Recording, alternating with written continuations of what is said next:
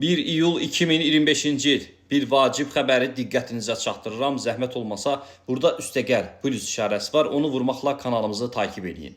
Azərbaycan Karate Federasiyası bu qurumun vitse-prezidenti Fərid Əsgərovun Azərbaycan Respublikası Prezidentinin Təhlükəsizlik Xidmətinin rəisi vəzifəsinə təyin olunması münasibəti ilə onu təbrik edib. Statinfo xəbər verir ki, bu barədə Modernaza Federasiyadan daxil olan məlumatda bildirilib.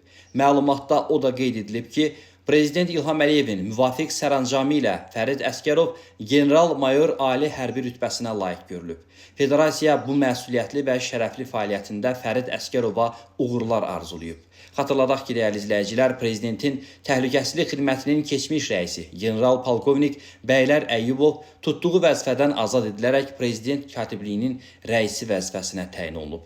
Fərid Əsgərov son təyinatınadək polkovnik rütbəsində Prezidentin Təhlükəsizlik Xidməti rəisinin müavini postunu tutub.